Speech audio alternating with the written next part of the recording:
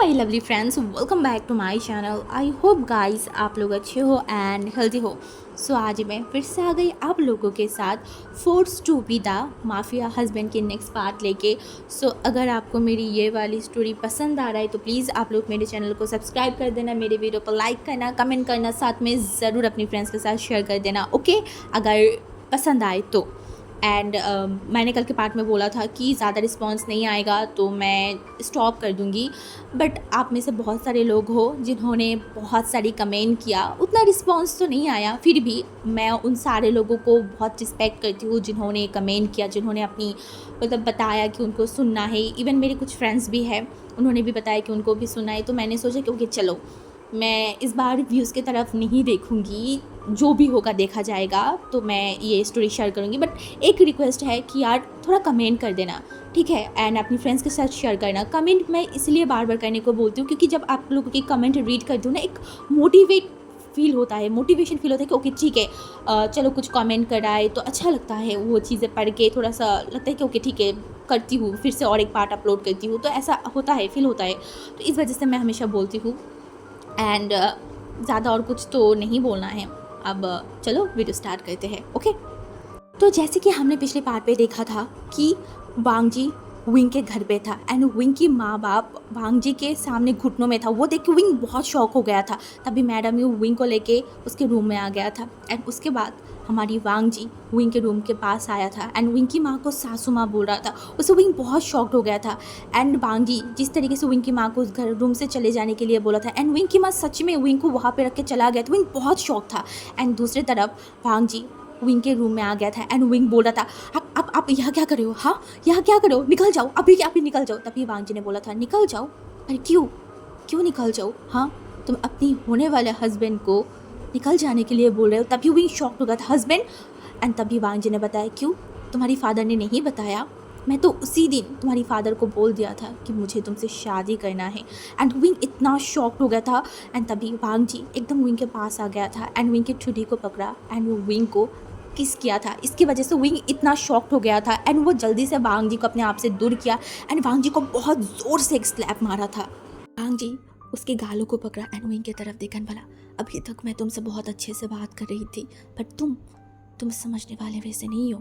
But कोई बात नहीं, तुम्हारी ये एक एक थप्पड़ का जवाब मैं तुम्हें दूंगी, बट अभी नहीं, शादी के बाद। पता है कैसे? उस बेड में, मैं तुम्हें उस बेड में बताऊंगी मैं कौन हूँ। और ये जो तुम्हारी आंखों में इतनी घमंड और इतनी नफरत है ना मेरे लिए, एंड तुम्हारी इस आंखों में ना मैं घमंड रखूंगी ना नफरत, मैं सिर्फ डर रखूंगी।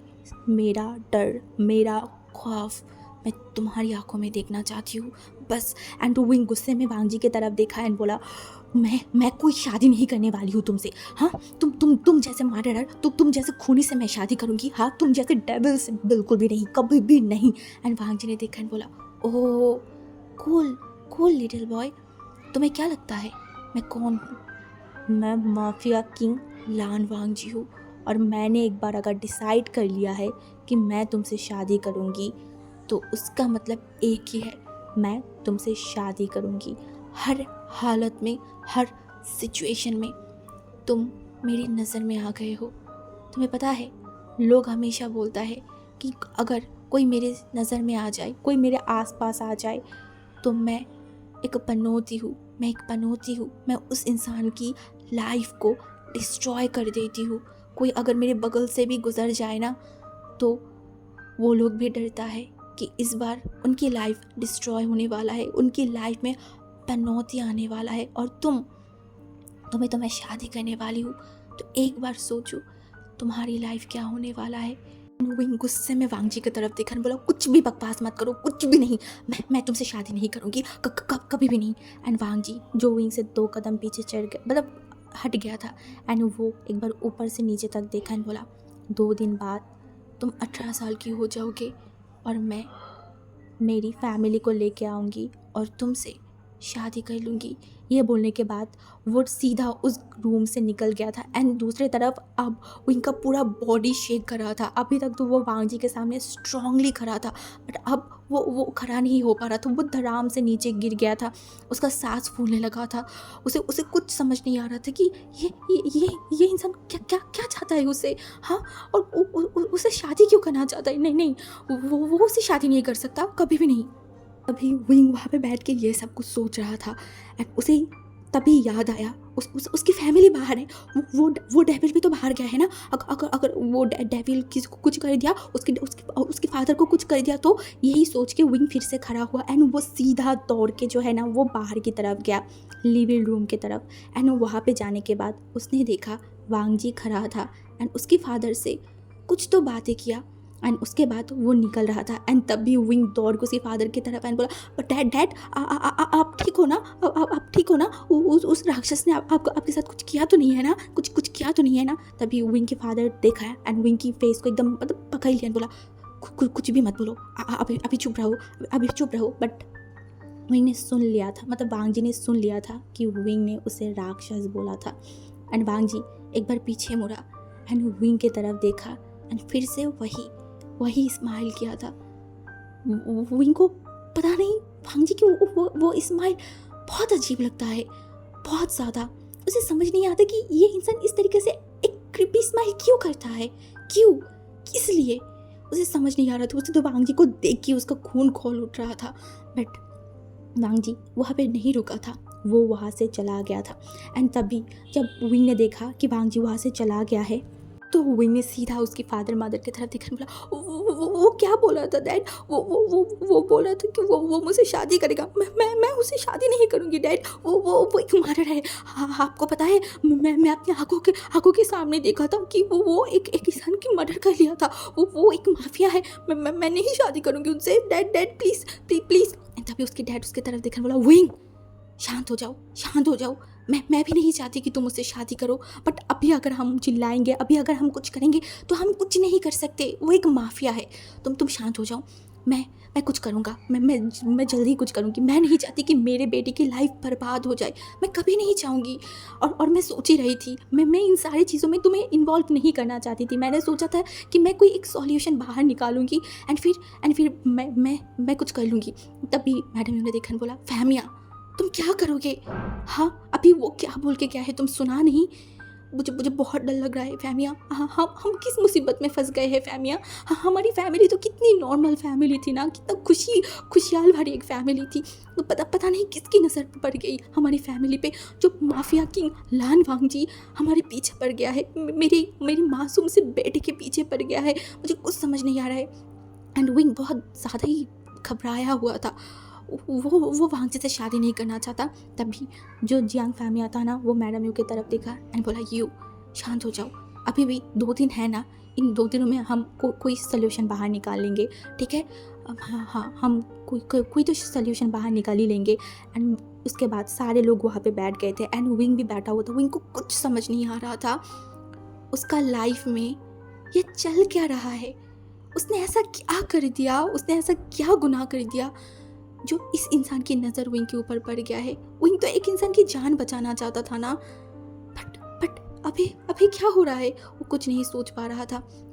तो उसके बाद विंग की मदर विंग को लेकर अंदर चला गया था एंड आज रात विंग की मदर ही विंग के साथ सोया था।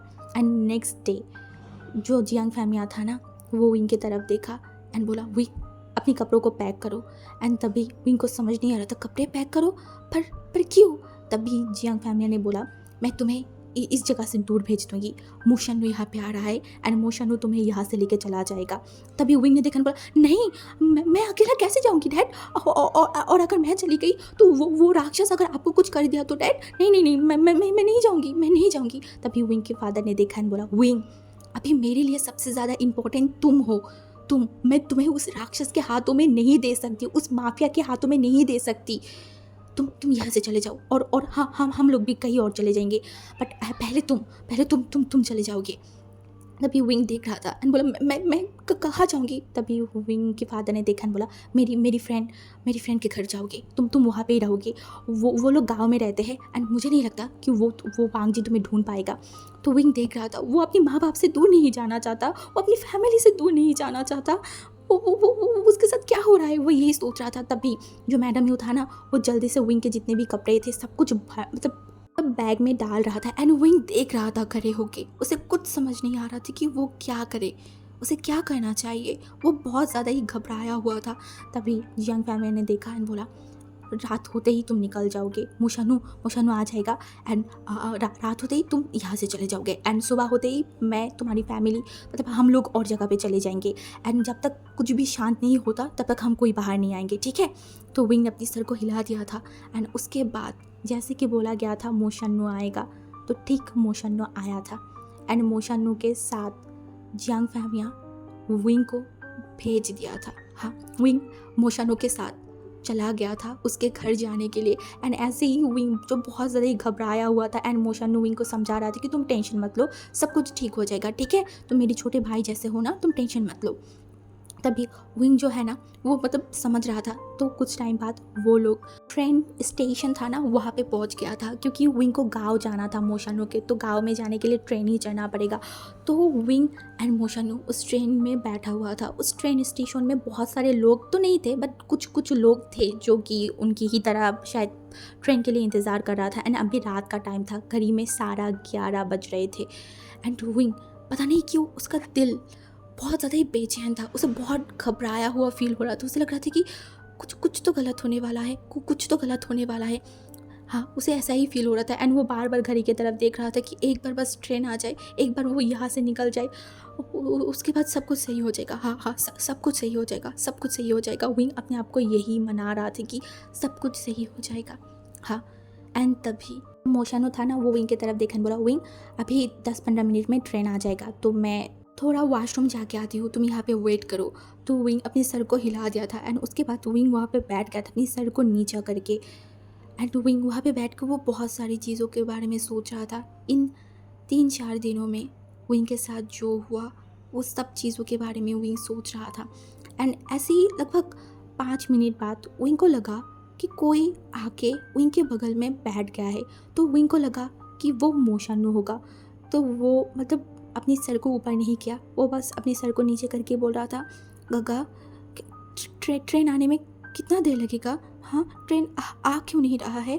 तभी वो जो शख्स था ना जो विंग के बगल में बैठा हुआ था वो थोड़ा सा विंग के मतलब कानों के पास गया एंड बोला बेबी बॉय ट्रेन तो नहीं आने वाला है, तुम्हें नहीं पता ट्रेन तो कैंसिल हो गया है।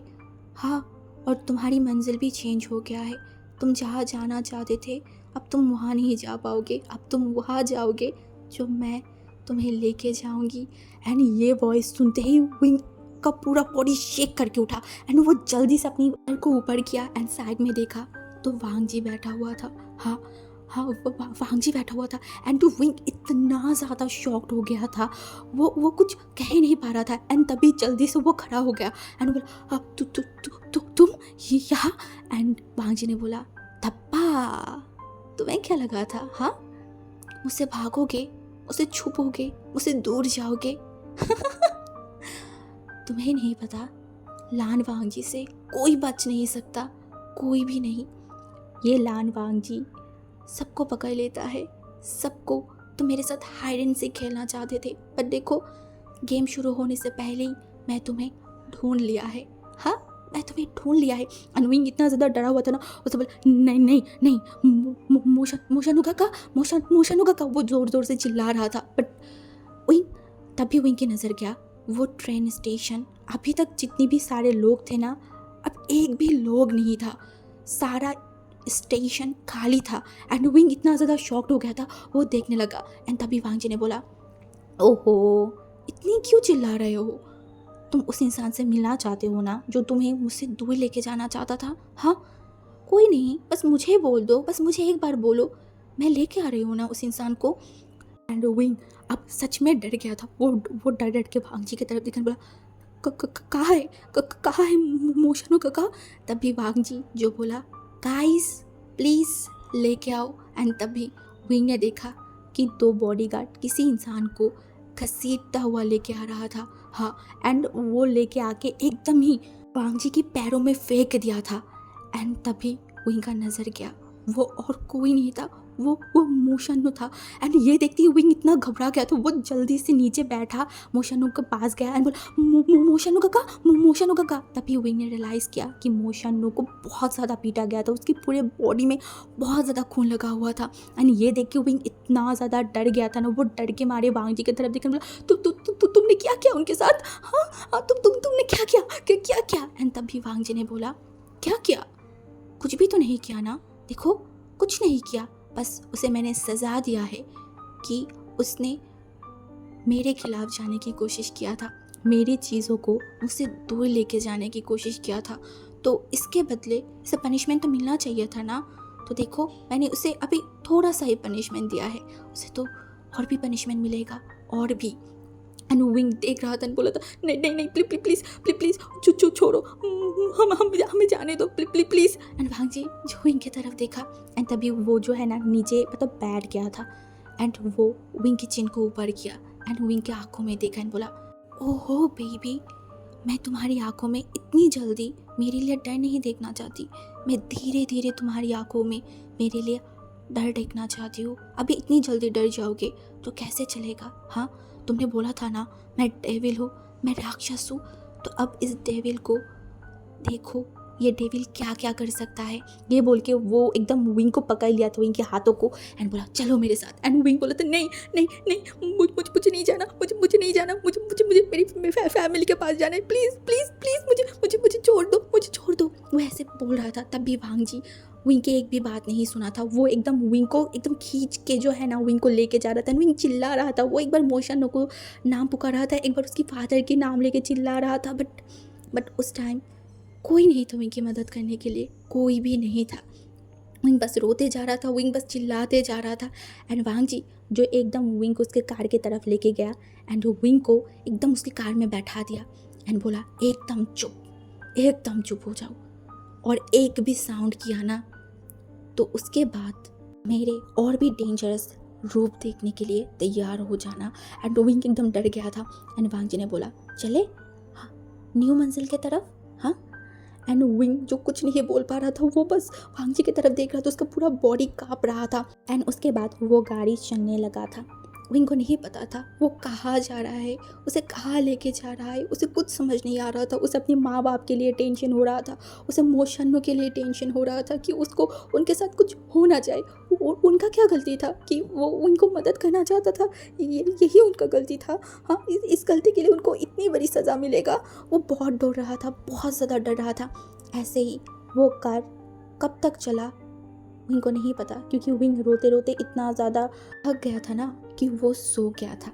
हाँ, वो सो गया था। एंड जब उसकी आंखें खुला तब तक मॉर्निंग हो चुका था। हाँ, मॉर्निंग हो चुका था।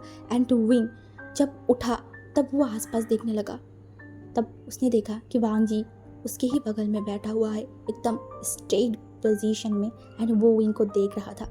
एंड तभी विंग को सारी चीज़ें याद आना स्टार्ट किया। एंड विंग फिर से डर गया एंड बोला, प्लीज़ मुझे जाने दो, मुझे अपनी फैमिली के पास जाना है, प्लीज़। एंड वांग जी जो विंग की तरफ देखा बोला, हाँ जाएंगे ना, जाएंगे फैमिली के पास, ज़रूर जाएंगे। अभी मैं तुम्हें जहाँ लेके जाना चाहती हूँ वहाँ भी तुम्हें एक न्यू फैमिली मिलेगा, तो ओल्ड चीज़ के बारे में भूल जाओ और न्यू चीज़ को एक्सेप्ट कर लो बेबी। एंड विंग जो बहुत ज़्यादा ही घबराया हुआ था, एंड वो जब आसपास देखने लगा ना तो इस जगह को विंग नहीं जानता, ये जगह कौन सा है, ये कौन सी एरिया है, विंग बिल्कुल भी नहीं जानता, बिल्कुल भी नहीं। एंड उसके बाद वो कार एक जगह पे रुक गया था। एंड तभी वांग जो उस कार से निकल गया एंड दूसरी तरफ विंग के पास वाले साइड में आया एंड विंग के दरवाज़ा खुला एंड विंग के हाथों को पकड़ लिया था। एंड विंग बहुत ज़्यादा शॉक था, बहुत ज़्यादा घबराया हुआ था। वो वांग जी को देख रहा था एंड वांग जी ने बोला, नीचे उतरो। एंड विंग उतर नहीं रहा था। तभी वांग जी ने बोला, मैंने बोला अभी के अभी नीचे उतरो, मुझे और गुस्सा मत दिलाओ। विंग ने बोला, प्लीज़ मुझे जाने दो, मुझे जाने दो। बट वांग जी जब देखा कि विंग उसकी बात नहीं बन रही तो वो एकदम विंग को खींच के नीचे उतारा। इस वजह से विंग जो है ना एकदम कार से नीचे गिर चुका था और उसे बहुत ज़ोर से उसके हाथों में लगा। बट वांग जी वो उस चीज़ को नोटिस ही नहीं किया। वो फिर से विंग को उठाया एंड विंग की हाथों को एकदम कस के पकड़ लिया एंड विंग को खींचते हुए लेके जा रहा था एंड विंग बोल रहा था, बार बार वांग जी से बेग कर रहा था उसे छोड़ने के लिए, बट वांग जी वो आज विंग को छोड़ने के मूड में बिल्कुल भी नहीं था, बिल्कुल भी नहीं। तो उसके बाद तो वो विंग को एक मेंशन की तरफ लेके जा रहा था एंड विंग देखा सामने उस मेंशन की तरफ, ना वो इस मेंशन को जानता है ना वो इस जगह को जानता है, वो किसी भी चीज़ को नहीं जानता, किसी भी नहीं। एंड उसके बाद वांग जी उस मेंशन में लेके जाने के बाद विंग को एकदम ही जो है ना नीचे फेंक दिया था एंड विंग एकदम धड़ाम से जाके नीचे गिरा एंड उसे बहुत ज़ोर से पेन हुआ। पहले तो वो कार से गिरा तब भी उसे पेन हुआ एंड अभी भी उसे बहुत पेन हो रहा था एंड वो एक बार वांग जी की तरफ देखा एंड वांग जी ने बोला, मैं बहुत अच्छे तरीके से तुम्हें समझाया था, तुम्हारी फैमिली को समझा के आई थी कि मैं तुमसे शादी करना चाहती हूँ बहुत जल्दी, पर देखो तुम और तुम्हारी फैमिली क्या किया, मेरे साथ गद्दारी करने की कोशिश किया, तो अब इसका सज़ा तो मिलना बनता है ना, तुम्हें और तुम्हारी फैमिली को दोनों को इसकी सज़ा मिलेगा, हाँ दोनों को इसकी सज़ा मिलेगा। ये बोलने की देरी थी तभी हुई ने गेट की तरफ देखा तो उसकी जो फैमिली है ना उन लोगों को जो बॉडीगार्ड है वो पकड़ के लेके आ रहा था एंड ये देखने के बाद तो विंग इतना ज़्यादा शॉक्ड हो गया था। उसकी फादर, उसकी मदर एंड उसकी दोनों सिबलिंग सब लोग वहाँ पे थे, सब लोग वहाँ पे खड़े थे एंड तो विंग ये देखने के बाद तुरंत जो है ना वो उठ गया था, खड़ा हो चुका था एंड वो दौड़ के अपनी फैमिली के पास जाने ही वाला था तभी फिर से वांग जी उसके हाथों को पकड़ा एंड बोला, यहाँ से हिलना मत, बिल्कुल भी नहीं, यहाँ पे खड़े रहो और अगर मेरी बात को नहीं माना तो तुम्हें पता है ना मैं क्या कर सकती हूँ, हाँ तुमने देखा था ना। एंड वो भी एकदम खड़ा हो गया था एंड तभी वांग जी जाके एक जो उसका खुद का घर था ना वहाँ पे जाके बैठ गया था एंड तभी जो उसकी फैमिली था ना वो एकदम वांग जी के घुटनों में जाके बैठ गया था, उन लोगों को फोर्सफुली वांग जी के सामने घुटनों में बैठाया गया था एंड ये सब सिर्फ विंग खड़े होके देख रहा था। वो क्या करे, उसे इस सिचुएशन में क्या करना चाहिए, उसे कुछ समझ नहीं आ रहा था। वो पूरा टाइम बस यही बोल रहा था कि उसकी माँ बाप भाग गया होगा, वो लोग शायद सेफ होगा, बट नहीं, इस इंसान से उसके माँ बाप भी नहीं बच पाए, उसकी फैमिली भी नहीं बच पाया, वो इन लोगों को भी यहाँ पे लेके आ गया है। वो देख रहा था एंड तभी वांग जी जो विंग के फादर की तरफ देखा बोला, मैंने आपको क्या बोला था, हाँ क्या बोला था कि मुझे आपके बेटे से शादी करना है, इसके बदले आपको कितना पैसा चाहिए बस आप मुझे बता दीजिए। बट आपने क्या किया, हाँ आपने क्या किया, आपने आपके बेटे को भगाने की कोशिश कर रहे थे एंड उसके बाद आप खुद भी भागने के फरार में थे। हाँ मैंने आपको बताया था ना मैं कौन हूँ आपको बताया था ना, बट देखो मुझे इतनी बताने के बाद भी आपने क्या किया, आपने वही किया, मेरे अगेंस्ट गए। क्या आपको थोड़ा सा भी डर नहीं लगा।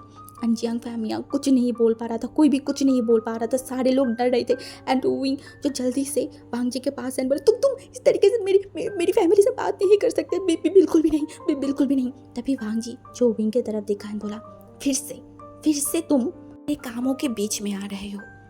एंड वो जियांग फैमिली की तरफ देखा एंड बोला, क्या आप आपकी बच्ची को थोड़ा सा सीख नहीं दे सकते थे कि दूसरों के फटे में टांग नहीं अड़ाना चाहिए। अगर उस दिन आपका बेटा इतनी बड़ा दिल बन के उस इंसान की मदद नहीं करने जाता तो ऐसा चीज़ें होता ही नहीं। बट देखिए आपका एक गलती की सज़ा अब आप लोगों को कहाँ पे लेके आ गया है, देख सकते हैं ना आप। इसीलिए बोलते हैं कि बचपन से अपनी बच्चों को अच्छी चीज़ें सिखाए कि लोगों की फटे पे टांग नहीं अड़ाना चाहिए। एंड ये बोलने के तुरंत ही बाद जो है ना वांग जी अपनी बॉडीगार्ड की तरफ देखा एंड बोला, उसे लेके जाओ एंड एक रूम में बंद कर दो। एंड ये बोलने के बाद बॉडीगार्ड आया एंड विंग को पकड़ लिया एंड विंग ने बोला, नहीं छोड़ो मुझे, छोड़ो। एंड वो बॉडीगार्ड जो विंग की बात तो बिल्कुल भी नहीं सुन रहा था, वो विंग को खींचते हुए लेके जा रहा था एंड विंग बार बार हिल रहा था, वो छूटने की कोशिश कर रहा था, वो चिल्ला रहा था, वो लान वांग जी को गालियाँ दे रहा था, उसके मुंह में जो भी गालियाँ आ रहा था ना वो दे रहा था।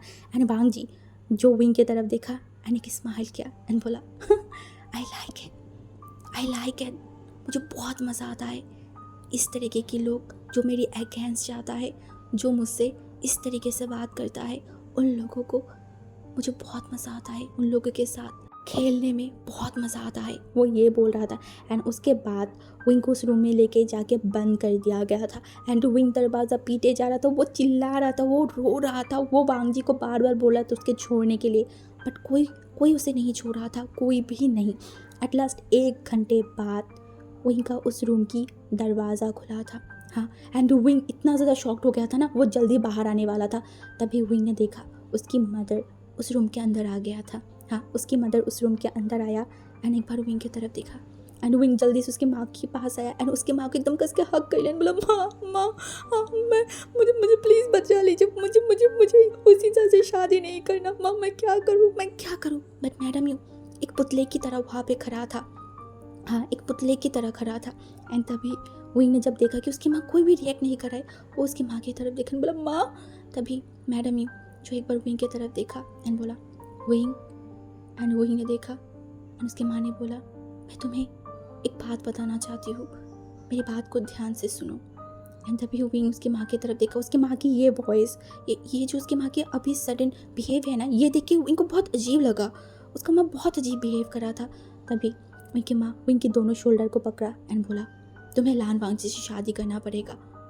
एंड तभी विंग एकदम शॉक्ड हो गया था एंड वो जल्दी उसकी माँ से अपने हाथों को मतलब अपनी बॉडी को हटाना चाहता था एंड वो पीछे जाना चाहता था, बट मैडम ने कस के विंग की बॉडी को पकड़ लिया एंड बोला मैंने तुम्हें बोला तुम्हें लान वांग से शादी करना पड़ेगा। एंड विंग ने देखा बोला माँ आप क्या बोल रहे हो, वो एक मर्डरर है, आपको पता है ना, वो एक माफिया है, मैं कैसे उससे शादी करूँ। हाँ, और मेरी शादी करने की उम्र अभी हुआ नहीं। तभी मैडम ने बोला कल ही हो जाएगा, कल ही तुम 18 साल के हो जाओगे। एंड उससे भी बड़ी बात, लान वांग जी बहुत रिच है, बहुत ज़्यादा, उसके पास बहुत पैसा है और तुम उसके साथ अच्छे से ही रहोगे। एंड विंग उसकी माँ की इन सारी बात सुन के एकदम शॉक्ड हो गया था। उसका माँ ये क्या बोल रहा है। हाँ, और क्यों बोला। विंग ने बोला नहीं कभी भी नहीं, मैं उस इंसान से कभी भी शादी नहीं करूँगी, कभी भी नहीं। तभी विंग की मदर जो है ना, वो फिर से विंग के हाथों को एकदम कस के पकड़ लिया एंड विंग को शेक किया एंड बोला पागल मत बनो बेवकूफ़ ओमेगा, पागल मत बनो, पहले ही तुमने सब कुछ बर्बाद कर चुके हो, अब और कुछ बर्बाद मत करो। मैं किन किन लोगों के बारे में सोचूं, तुम बताओ। एक तरफ तुम, दूसरी तरफ मेरी पति, मेरे दूसरे बच्चे, मैं किन के बारे में सोचूं। अगर मैं तुम्हारे बारे में सोचूं तो उनकी लाइफ डेंजर में है। आई एम सॉरी बट मुझे उन लोगों की लाइफ चूज़ करना है और मुझे तुम्हें वांग जी के पास सौंपना ही पड़ेगा, मेरे पास और कोई ऑप्शन नहीं है। एंड यही सुनने के बाद विंग इतना शॉक्ड हो गया था, वो बस लाचार बन के उसकी माँ की तरफ देखकर बोला माँ आप ये क्या बोल रहे हो, आप मुझे अभिनंदन कर रहे हो, उस राक्षस के पास छोड़ रहे हो। तभी मैडम यू जो विंग की तरफ देखा एंड बोला मेरे पास कोई ऑप्शन नहीं है, कोई भी ऑप्शन मेरे पास नहीं है, अगर होता तो मैं एक बार सोचती, बट इस टाइम कोई ऑप्शन नहीं है। एंड विंग बस लाचार होके अपनी आंखों में आंसू लेके उसकी माँ की तरफ देख रहा था। क्या उसका फैमिली उसे इस हालत में इस जगह पे छोड़ के जाने की बात कर रहा है। हाँ, उस इंसान के पास रख के जाना चाहता है, सब कुछ जाने के बाद भी। बट मैडम यू एक बार विंग की तरफ देखने बोला विंग मुझे पता है कि अभी तुम सोचने समझने की हालत में नहीं हो, फिर भी मैं तुम्हें एक बात बताना चाहती हूँ, तुम उसके साथ कोई भी गलत बिहेव मत करना, वो जो भी बोलेगा, वो जो भी करेगा तुम करने देना। हाँ बेटा, और कल ही तुम्हारी शादी है, तुम कल लान वांग जी से शादी करोगे और हम वहाँ पे रहेंगे। एंड विंग जो जल्दी से उसकी माँ से दूर हट गया एंड बोला मैं नहीं करने वाली, मैं नहीं करूँगी। तभी मैडम यू ने बोला तुम्हें करना पड़ेगा विंग शादी, तुम्हारे पास और कोई ऑप्शन नहीं है। एंड विंग बस देख रहा था, उसे अपने कानों पे बिलीव नहीं हो रहा था कि उसकी माँ ये सब बोल रहा है। एक राक्षस के हाथों में उसकी माँ उसे सौंप रहा है, कैसे, क्यों कर रहा है। एंड यही बोलने के बाद मैडम यू उस रूम से बाहर आ गया था एंड विंग अब बस बैठ गया था वहाँ पे, बैठ के वो बस रो रहा था, बस रोए जा रहा था।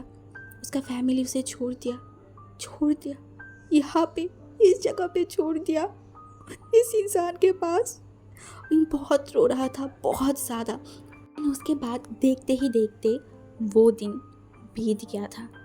वो दिन विंग की ज़िंदगी के लिए सबसे बुरे, सबसे ख़राब में से एक दिन था। हाँ, पूरा दिन तो बीत गया था, बट रात के टाइम में फिर से उस रूम की दरवाज़ा खुला, बट विंग इस बार अपनी सर को ऊपर करके भी नहीं देखा था कि कौन आया है, क्योंकि अब विंग किसी को भी नहीं देखना चाहता, किसी को भी नहीं, ना अपनी फैमिली को, ना किसी को। उसे समझ आ गया था सबने उसे छोड़ दिया, इस हैवान के पास उसे छोड़ दिया है। एंड तभी वांग जी उस रूम में आने के बाद वो देखा कि विंग नीचे बैठा हुआ है। तभी वांग जी विंग की तरफ देखा एंड बोला, क्या हुआ? हाँ, इस तरीके से क्यों बैठे हुए हो?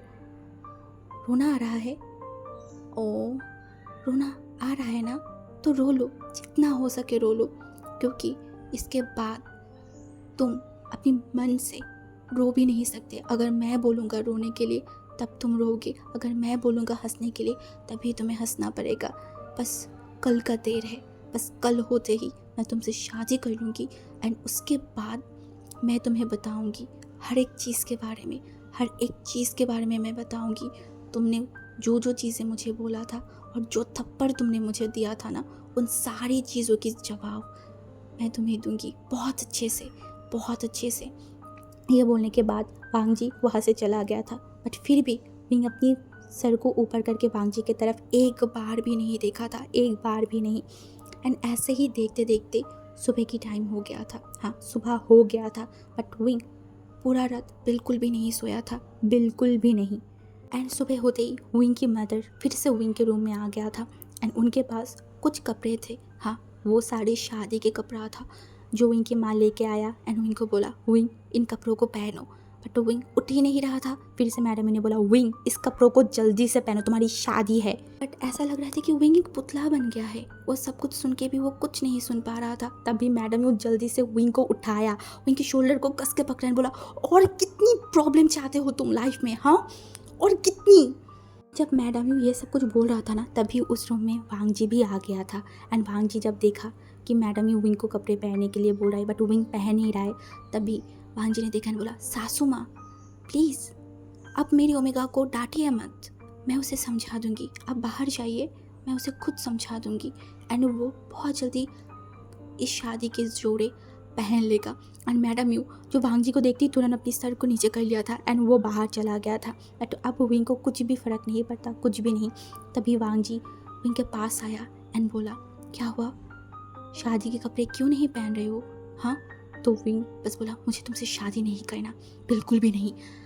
मैं मरने के लिए भी तैयार हूँ, पर तुम जैसे राक्षस, तुम जैसे मर्डरर से मैं शादी नहीं करने वाली, कभी भी नहीं। एंड वांग जी ने बोला, तुम्हें क्या लगता है, हाँ तुम मर सकते हो? नहीं, मैं जब तक ना चाहूँ तब तक तुम मरने तो दूर की बात, तुम कुछ नहीं कर सकते। और रही बात मारने की या फिर मरने की, हाँ अगर तुमने अच्छे से कपड़े पहन के मुझसे शादी नहीं किया तो फिर मरेंगे। हाँ मरेगा, तुम्हें तो मुझसे शादी करना ही पड़ेगा, चाहे किसी भी हालत में हो, करना तो तुम्हें पड़ेगा। बट अभी अगर तुमने अच्छे से मुझसे शादी नहीं किया तो फिर 5 लोग मरेंगे, 5 लोगों को मैं तुम्हारी आंखों के सामने मार दूंगी, जैसे वो इंसान को मारा था तुम्हारी आंखों के सामने, याद है ना? उससे भी गंदे तरीके से मैं मारूंगा, आई प्रॉमिस। एंड विंग जो रिएक्ट नहीं कर रहा था, तभी वांग जी फिर से विंग के कानों के पास एंड बोला, पता है वो 5 लोग कौन होगा? पहला तुम्हारी फादर, सेकंड तुम्हारी मदर, उसके बाद तुम्हारी भाई बहन एंड वो इंसान, वो मोशन्नो। इन 5 लोगों को मैं तुम्हारे सामने, तुम्हारी आंखों के सामने एक एक करके मारूंगी। मज़ा आएगा, बहुत मज़ा आएगा। ये बोल के वांग जी हंसने लगा एंड विंग जब ये बोला ना, वो जल्दी से वांग जी की तरफ देखकर बोला, नहीं नहीं नहीं, तुम ऐसा नहीं कर सकते। वांग जी ने बोला, मैं सब कुछ कर सकती हूँ, सब कुछ, और अगर तुम चाहते हो मैं ऐसा कुछ ना करूँ तो जल्दी से तैयार होके आ जाना, अच्छे से शादी कर लेना, ओके बेबी बॉय। ये बोलने के बाद वो बाहर चला गया था एंड विंग जो एक बार उस कपड़े की तरफ, एक बार वांग जी की तरफ देख रहा था, उसके आंखों से फिर से आंसू आना स्टार्ट हो गया था। बहुत ज़्यादा उसे रोना आ रहा था, उसे फूट फूट के रोना था, इतना रोना था, वो उसे चिल्लाना था, बट वो कुछ नहीं कर पा रहा था, कुछ भी नहीं। एंड उसके बाद उसके पास कोई ऑप्शन ही नहीं था, वो फिर उस कपड़ों को पहन लिया था। एंड उसके बाद कुछ लोग आए एंड फिर विंग को लेके गया उस शादी वाले एरिया में। हाँ, एंड वो एरिया में जाने के बाद विंग एंड भांजी जिनकी शादी की रिचुअल्स स्टार्ट हो गया था, बट विंग एक कठपुतली की तरह वहाँ पे खड़ा था। वो किसी की तरफ देख नहीं रहा था, ना अपने माँ बाप की तरफ, ना भांजी की तरफ, किसी की तरफ नहीं। वो एक अलग ही जोन में चला गया था। जब सिग्नेचर करने की बारी आया ना, तब भांजी एक बार विंग की तरफ देखा, बोला बेबी सिग्नेचर करो। बट विंग जो बिल्कुल भी नहीं कर रहा था, तभी भांजी ने बोला 1 मिनट है, 1 मिनट में अगर सिग्नेचर नहीं किया तो अभी एक मर्डर हो जाएगा। एंड तभी विंग जल्दी से पेन को लिया एंड वो जल्दी से सिग्नेचर कर दिया था। एंड उसके बाद भांजी ने मतलब सिग्नेचर किया। एंड उसके बाद उस फादर ने बोला अब आप दोनों एक दूसरे को किस कीजिए एंड इस शादी को कंफर्म कीजिए। एंड भांजी जो एकदम विंग को अपने करीब खींचा एंड उसे एकदम फोर्सफुली किस किया, बट विंग कुछ भी रिस्पॉन्स नहीं कर रहा था, उल्टा उसके आंखों से आंसू आ रहा था। आज उसने उसका पूरा जिंदगी इस हैवान के नाम कर दिया है। हाँ, अब वो बस इस हैवान का नाम के साथ जुड़ गया है। तो आज का पार्ट मैं यहाँ पे स्टॉप करती हूँ एंड आगे तो और भी बहुत सारी चीज़ें होने वाला है। एंड आप लोग बताना कि उनकी माँ ने जो इनके साथ किया वो ठीक था या नहीं। एंड अगर आपको कोई भी क्वेश्चन है, कुछ भी है, तो आप लोग बेफिक्र होके मुझे कमेंट में बता सकते हो। एंड प्लीज़ थोड़ा रिस्पॉन्स करना, अपनी फ्रेंड्स के साथ शेयर करना, ठीक है। तो आज के लिए मैं यहाँ पे स्टॉप करती हूँ। Bye guys.